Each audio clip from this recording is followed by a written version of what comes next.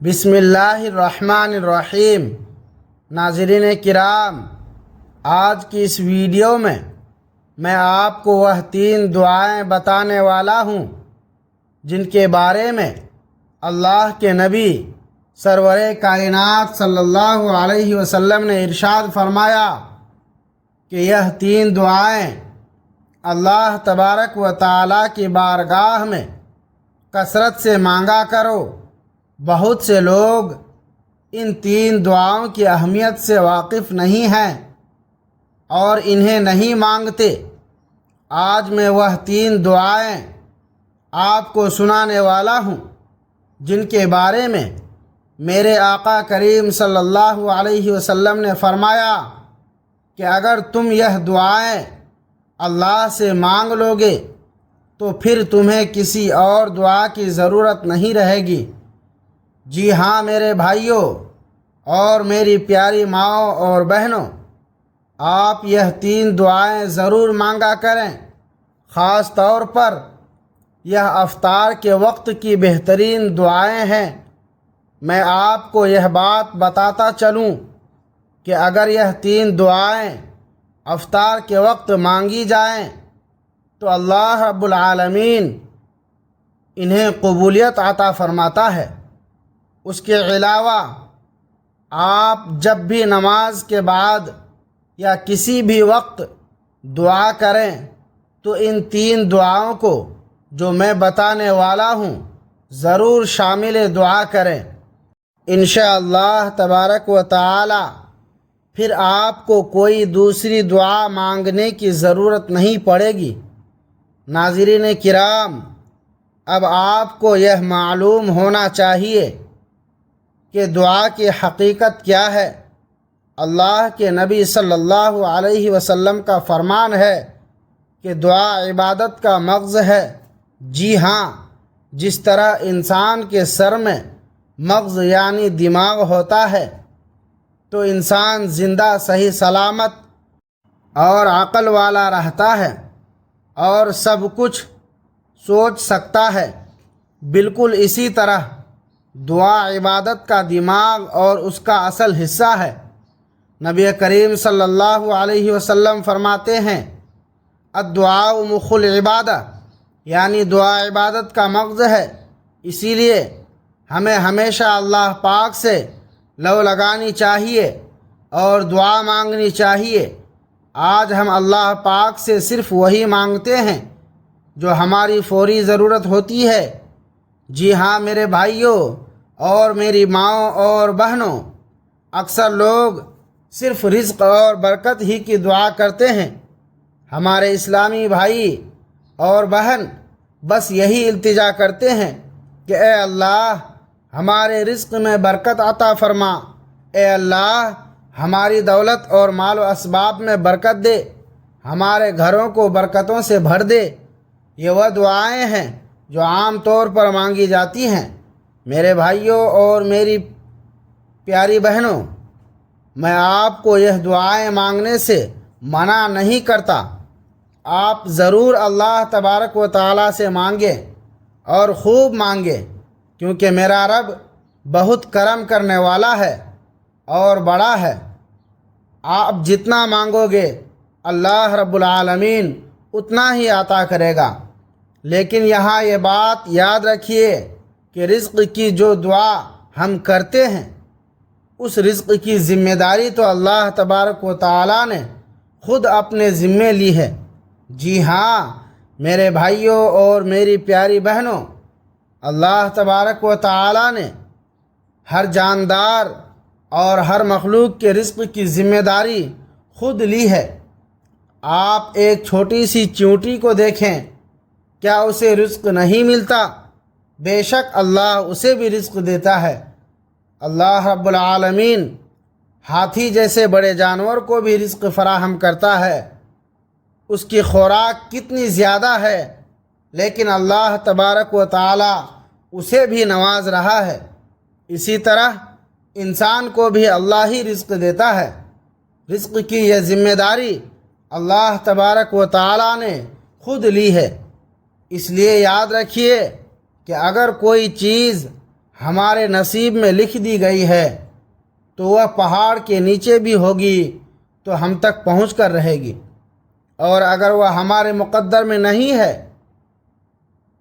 تو زبان تک آ کر بھی گلے سے نیچے نہیں اتر سکتی، کیونکہ وہ ہمارے نصیب میں نہیں ہے۔ تو جب اللہ تبارک و تعالی نے رزق کی ذمہ داری خود لے رکھی ہے تو آج ہم صرف اسی کے پیچھے کیوں بھاگتے ہیں اور اسی کے لیے کیوں پریشان رہتے ہیں؟ یاد رکھیے، اللہ رب العالمین نے جنت کی ذمہ داری نہیں لی۔ جنت حاصل کرنے کے لیے ہمیں کوشش کرنی چاہیے اور ہمیں محنت کرنی پڑے گی۔ ہمیں یہ دیکھنا ہوگا کہ قبر اور حشر کی سختیوں سے کیسے بچنا ہے۔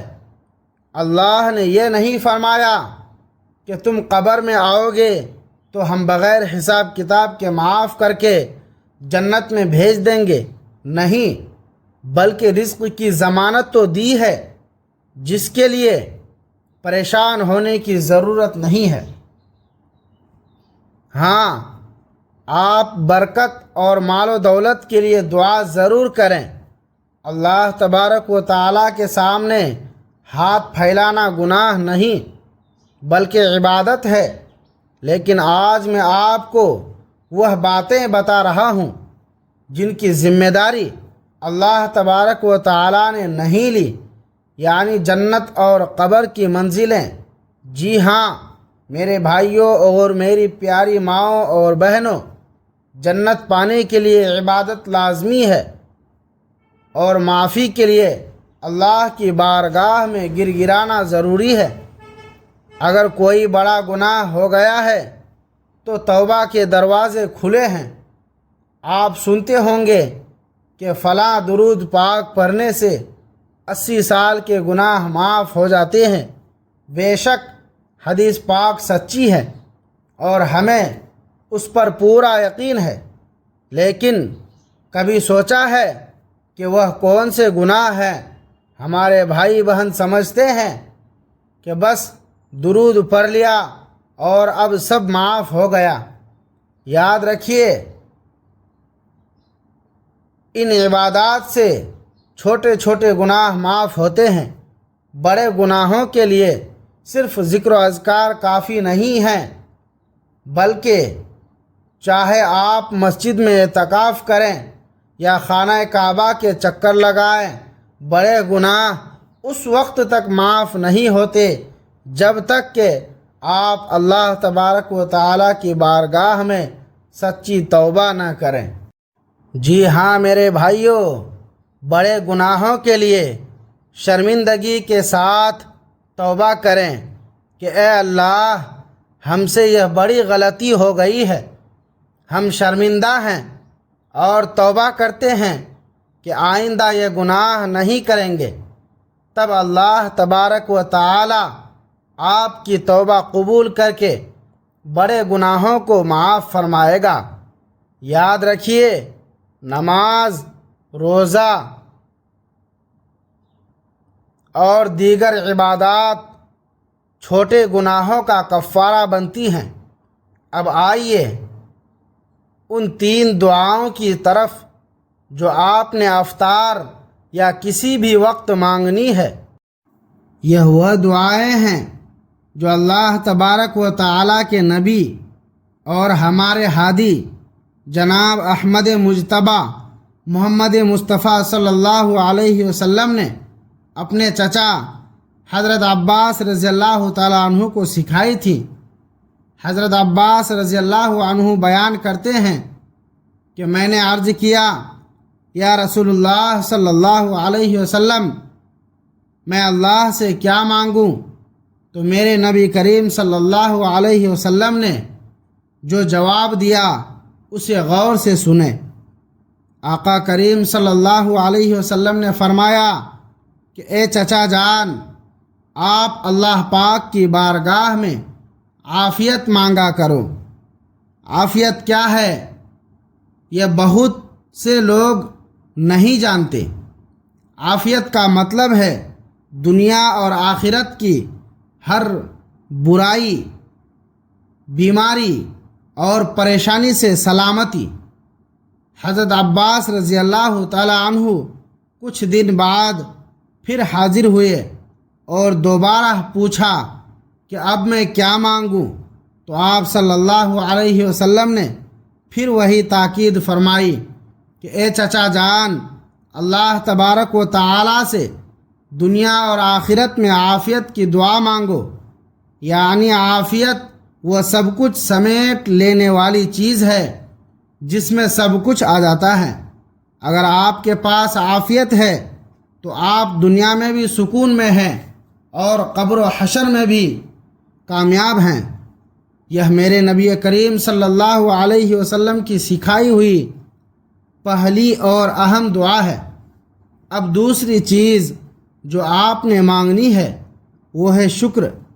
اللہ کے نبی صلی اللہ علیہ وسلم نے فرمایا کہ اللہ کا شکر ادا کیا کرو۔ جو نعمتیں اللہ تبارک و تعالی نے ہمیں دی ہیں، جیسے دیکھنے کے لیے آنکھیں، کام کے لیے ہاتھ اور چلنے کے لیے پیر، یہ سب اللہ کا تحفہ ہیں۔ اس اندھے سے پوچھیں جس کے پاس آنکھیں نہیں کہ دنیا کا نظارہ کیا ہوتا ہے۔ اس لیے ہمیشہ اللہ تبارک و تعالیٰ کا شکر ادا کریں اور کبھی ناشکری نہ کریں۔ تیسری دعا جو میرے آقا نے سکھائی ہے وہ ہے صحت۔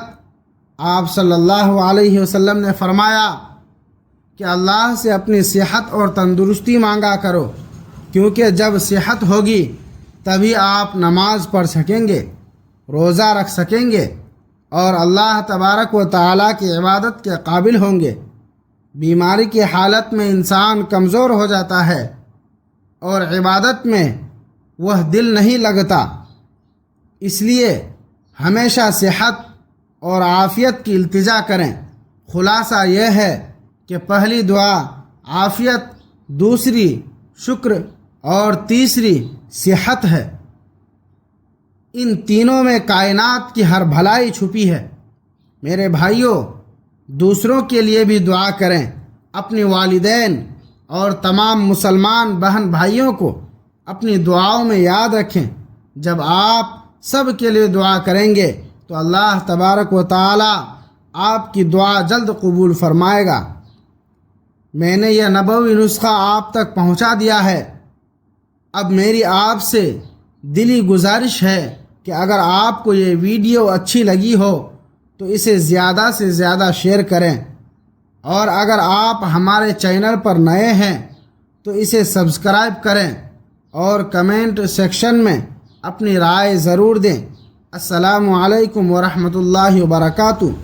اور مزید یہ کہ ہم اللہ تبارک و تعالی سے دعا کرتے ہیں کہ وہ ہماری اس چھوٹی سی کوشش کو اپنی بارگاہ میں قبول فرمائے اور ہمیں ان باتوں پر عمل کی توفیق دے جو ہمارے پیارے نبی صلی اللہ علیہ وسلم نے سکھائی ہیں، تاکہ ہم دنیا اور آخرت کی تمام رسوائیوں سے بچ سکیں اور ہمیں ایسی زندگی ملے جو شکر گزاری اور عافیت سے بھرپور ہو اور تندرستی کے ساتھ اللہ تبارک و تعالیٰ کی بندگی میں گزرے۔ آمین یا رب العالمین۔